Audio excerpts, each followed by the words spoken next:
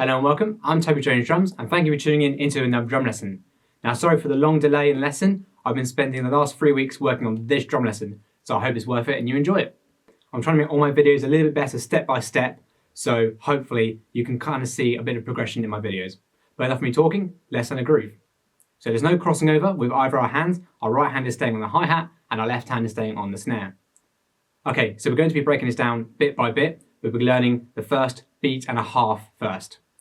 To start off with, we've got a dotted quaver on the hi-hat and then a semiquaver on the hi-hat. Then we have a snare, which is going to be the back beat, and then 2 semiquavers on the hi-hat. The bass drum is going to be on the first beat and then on the second semiquaver of the hi-hat. Let's play this at 70 and 90 BPM.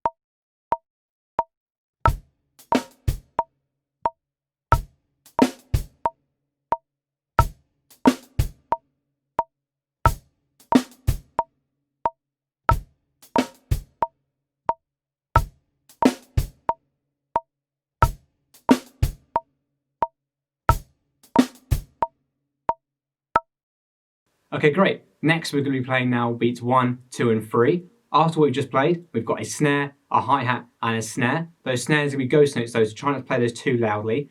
And after that, we've got another 2 hi-hats as semiquavers. The bass drum now is going to be on the first of those 2 semiquavers. So let's play this at the same tempos.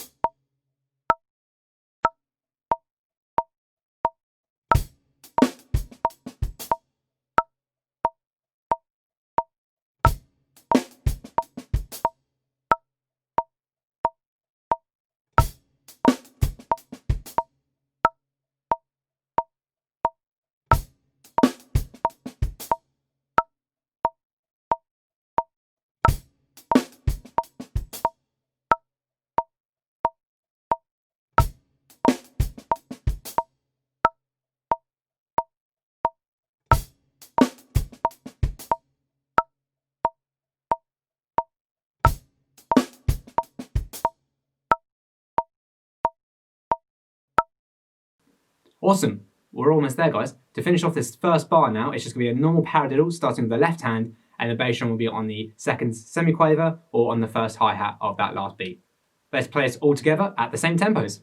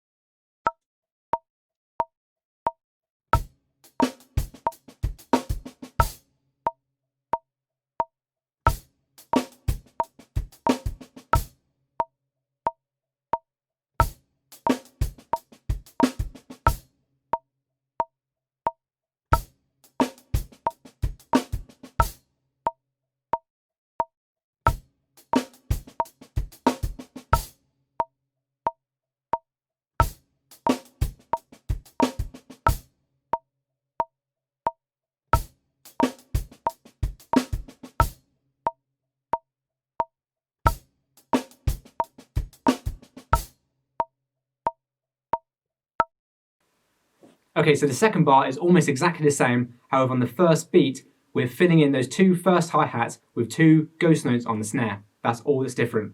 Let's play it on its own.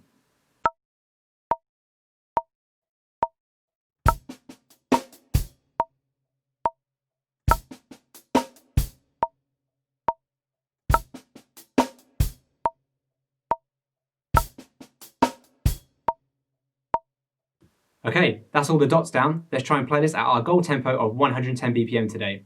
Good luck, guys.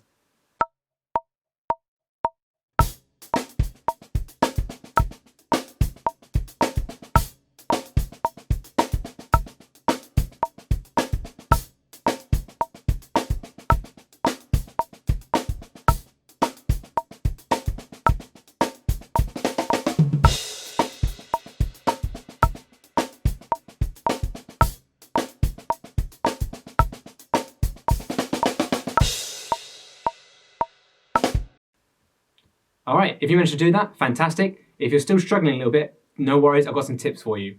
Now, I encourage you to learn in your own way and play in your own way and listen out for little things your own way. I've got two things that might help you play this groove. The first one being just listening to the kick drum. Now, the pattern in the kick drum might sound a bit odd and out of place, but if we replace all the notes and all the semiquavers and we just play the bass drum with a basic rock groove, this is what it sounds like.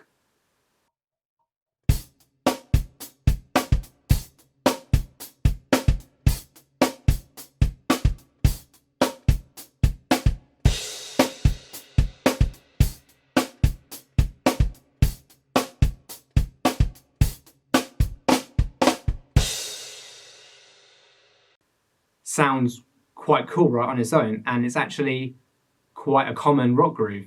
So maybe listening out to that bass drum whilst playing the semiquavers might actually help you listen to the track. And this is what I do as well when I play this groove as well. Just makes you feel, I'm putting my weight into the bass drum, and it definitely makes it come across like that way as well.